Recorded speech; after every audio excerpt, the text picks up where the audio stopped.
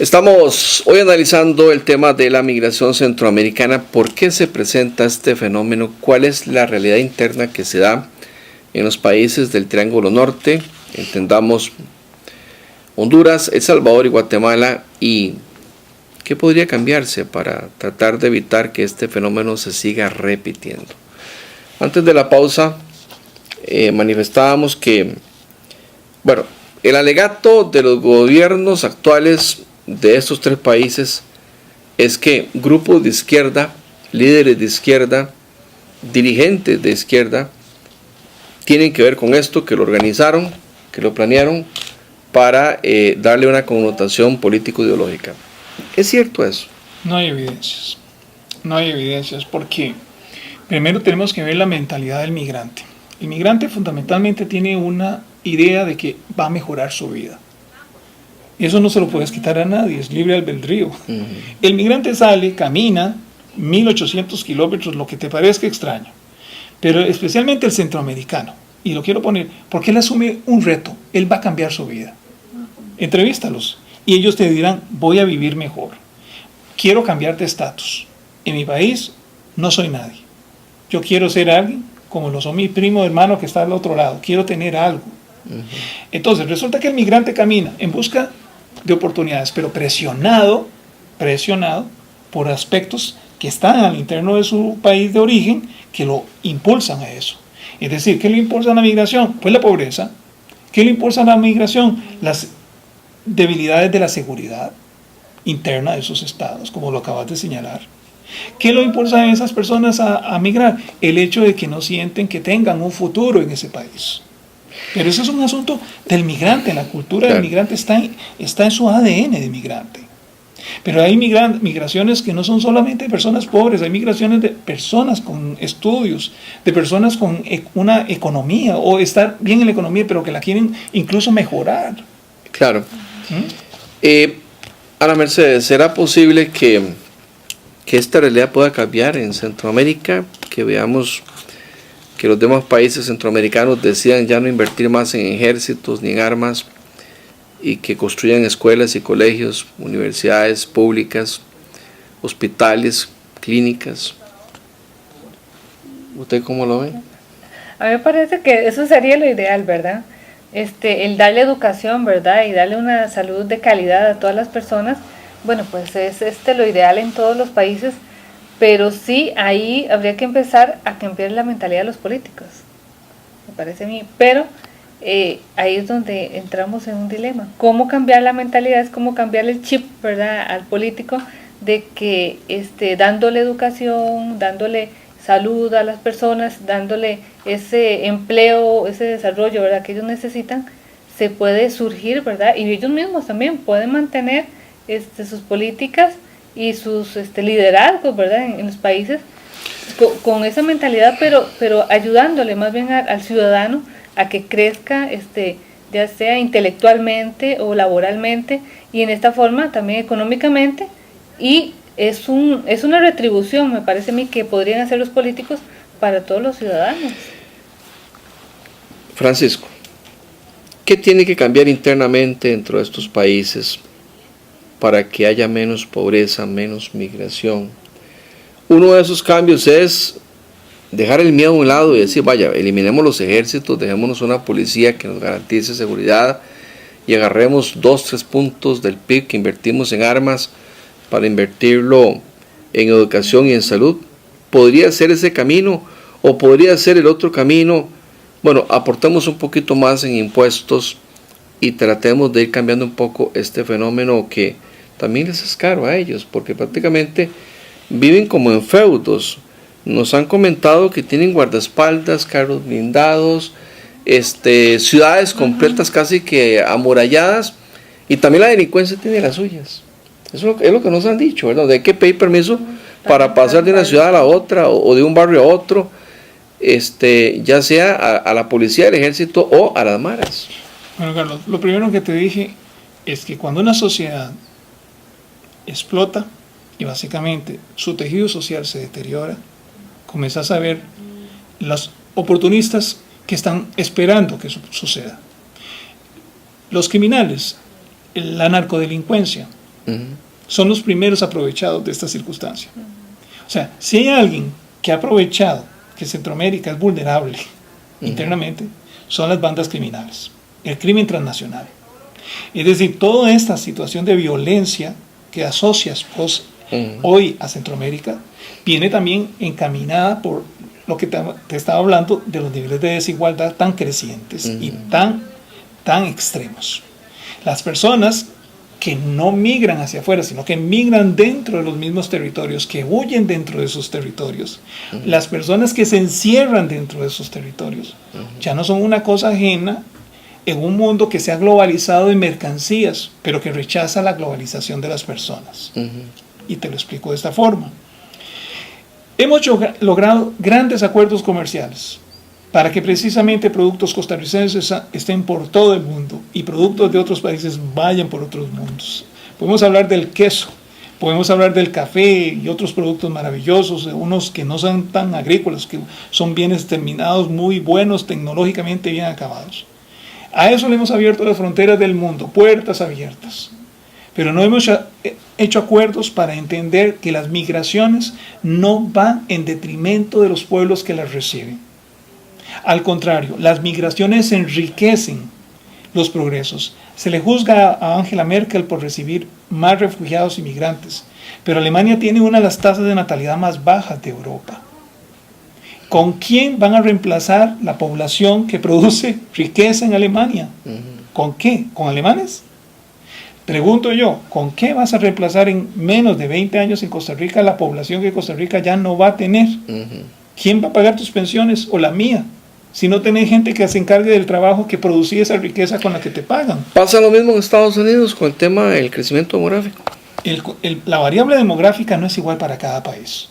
Todos experimentan distintas dinámicas. Ahora, más allá de lo que la complejidad de la política anti-inmigración de Estados Unidos es un país de migrantes. Es un país de migrantes jóvenes y de migrantes que siguen, independientemente del señor Trump, entrando a los Estados Unidos. Y hablando de Estados Unidos y hablando de las políticas antimigración norteamericanas, pasando a ese último tema, sí. ¿Es correcta la política de Donald Trump antimigrante como tal? ¿O era correcta la política del Partido Demócrata medio pro-migrante, entre comillas? Porque fueron también de los que más, 4 millones y resto, casi 5 millones sacaron de migrantes, ¿verdad? En la época de Obama, que devolvieron hacia Centroamérica y México. ¿Es correcto esto? O más bien, lo que deberían de estar haciendo países como Estados Unidos es tratando de motivar a nuestros gobiernos en el Triángulo Norte para que construyan escuelas, colegios, inviertan menos en armas, de repente inviertan un poquito más en educación técnica, en emprendedurismo, en creación de MIPYMES, en financiar proyectos con ideas productivas que sean viables. Carlos, aquí hay una cosa que creo que no podemos eludir, y vuelvo a defender las migraciones como generadoras de riqueza, generadoras de conocimiento y de transferencias importantes más allá de la cultura. El tema es que lo que han hecho los países que se hicieron ricos es recibir muchos migrantes. Es un negocio. Entonces, si los países son ricos es porque tuvieron las puertas abiertas a la migración. Es porque tuvieron el ingenio de aprovecharse de la inteligencia de otros pueblos que estaban expulsando gente. Entonces, yo quiero rebatir el punto de que las migraciones son lo que dice Trump que son criminales, que son mareros, que son asesinos, que son violadores. Eso no es cierto.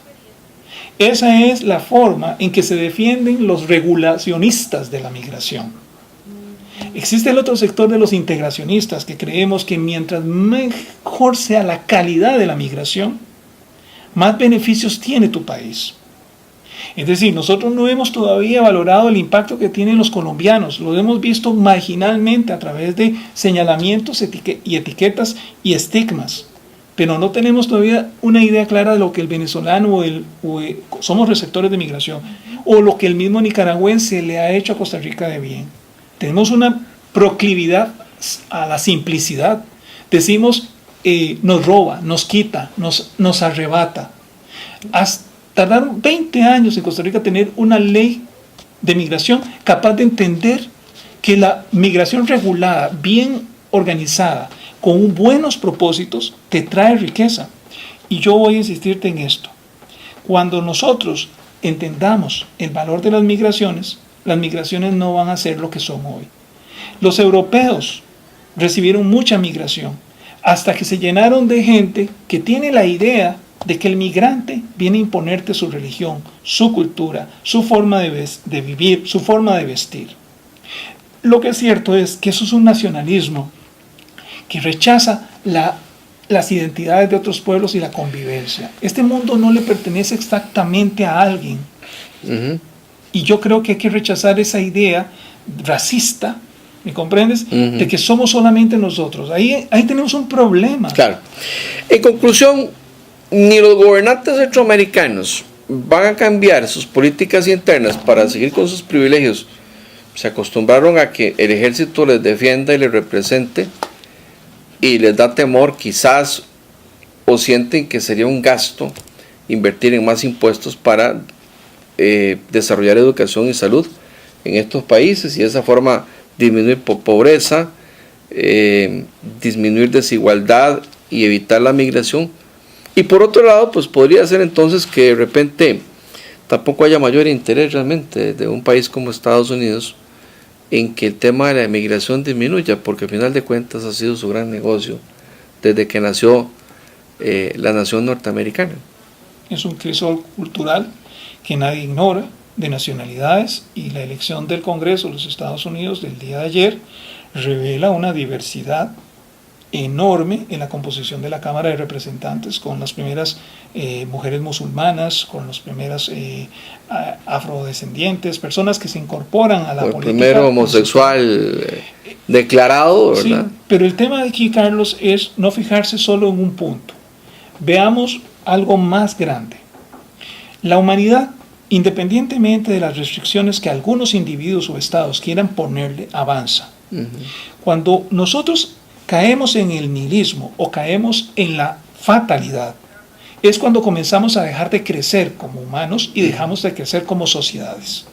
Ciertamente tenemos un problema estructural, pero también tenemos oportunidades. Me quedan 2 minutos. Sí. ¿Qué le podemos sugerir a estos gobiernos o a estas poblaciones en el Triángulo Norte centroamericano? Es fácil. Tenemos una Costa Rica que es un faro de libertad, derechos humanos y potenciales liderazgos. Nosotros los centroamericanos, que somos todos, no nos sentimos centroamericanos. Siempre hablamos de los centroamericanos como algo extraño. Hay que empezar a sentir la identidad de ser centroamericano, pero eso cuesta. Pero Costa Rica puede asumir el mismo liderazgo que ha asumido Estados Unidos en América Latina, o Alemania en Europa, o China en el continente asiático. Tenemos las condiciones morales, intelectuales y las ventajas para poder hacerlo. Somos el país que tiene mejores condiciones para exportar la visión de Costa enriquecer Centroamérica. Pero nos hemos negado a nosotros eso. Más bien no hemos importado todo lo del triángulo, la inseguridad, la delincuencia, la droga. Bien dicho. En eso de centroamericanizarnos, que era uno de los requisitos de Europa, sí, ¿no? Sí. Más bien fue al revés. Sí, Carlos. ¿Verdad? En lugar de exportar nuestras ideas, nuestros pensamientos, nuestros profesionales. Uh-huh. Bueno, en el campo económico sí hemos exportado nuestras empresas. Sí, señor. Pero en el campo político-social, como que bueno, y tragamos aquí esos modelos totalitarios y desiguales. Sí, correcto. Ya lo estás viendo. Pero teníamos una idea clara del desarrollo hace 40 años, hace 50 años, empecemos. De que la educación nos iba a llevar a donde nos llevó. De que la salud nos iba a llevar a donde nos llevó. Uh-huh. Y que posiblemente Costa Rica tenía que avanzar todavía más en conceptos de solidaridad y cohesión social. Ahora, Costa Rica tiene que volver sobre esas bases, porque eso es lo que le da fundamento a su futuro, pero más que todo le da prominencia en Centroamérica. Centroamérica necesita de Costa Rica, pero Costa Rica está ausente. Y está ausente, y siempre cuando uno habla de integración nos recuerdan la vez que fuimos parte de la Confederación Centroamericana y nos recuerdan las grandes deudas que tuvimos que pagar, y nos recuerdan las consecuencias de la Guerra Fría, y nos dicen que somos muy diferentes al resto, que ahí hay mucha delincuencia, que el ejército nicaragüense impide el ingreso de las maras y que si no fuera por eso, aquí estaríamos igual que en el Triángulo Norte. Entonces ese miedo, ¿verdad?, Paraliza. nos deja inmutados y nos dice, no, mejor de verdad ni pensemos en eso. Así Y al final de cuentas, el Triángulo Norte sigue como está, y nosotros más bien hemos importado mucho de lo negativo de ella. Y no nos atrevemos a soñar con algo mayor, con algo mejor, que es de verdad, pues una verdadera integración centroamericana, exportando nuestras ideas y nuestro modelo político. Muchas gracias. Mucho gusto. De verdad, académico de la Universidad Nacional, gracias por recibirnos aquí en su casa. Gracias. En la Escuela de Relaciones Internacionales de la UNA, gracias a Ana Mercedes por compartir con nosotros y ustedes, por darnos la posibilidad, la oportunidad de llegar a su casa, su hogar, a su oficina, donde quiera que nos estén viendo o escuchando, de llevarle esta visión, esta ventanita de cómo analizan quienes más han estudiado el tema de la migración uno de los grandes flagelos de la sociedad centroamericana, que es la migración, que está muy ligado con la pobreza, con la distribución de riqueza, con el tema de desigualdad, de falta de oportunidades, de educación, de salud y todo lo que aquí hemos podido comentar, de falta de producción, de crecimiento económico, de empleo, pero donde podemos percatarnos que también Costa Rica podría dar un gran aporte hacia nuestra región, hacia nuestro istmo, y que por ahí podría empezar ese paso que lamentablemente todavía lo estamos pensando.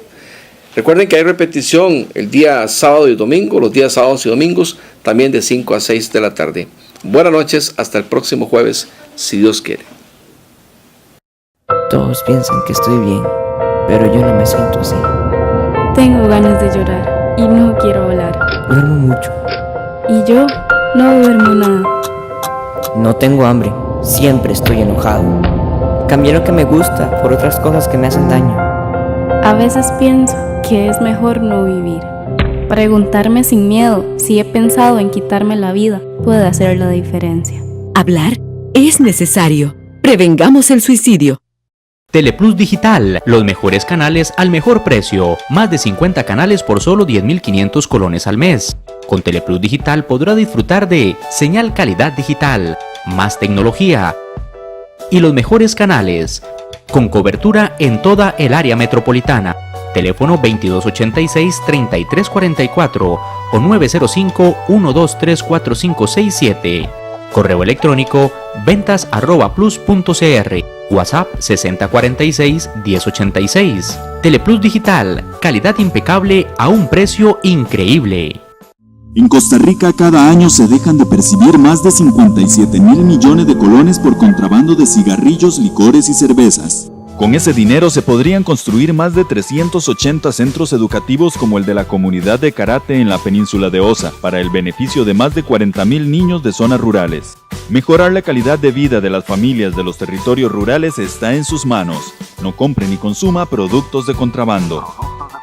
Denuncia la línea confidencial 2539-6800 y en la página Denuncia Ya del Ministerio de Hacienda. El contrabando nos perjudica a todos. Un mensaje del Instituto de Desarrollo Rural, el Ministerio de Hacienda y la Cámara de Comercio de Costa Rica.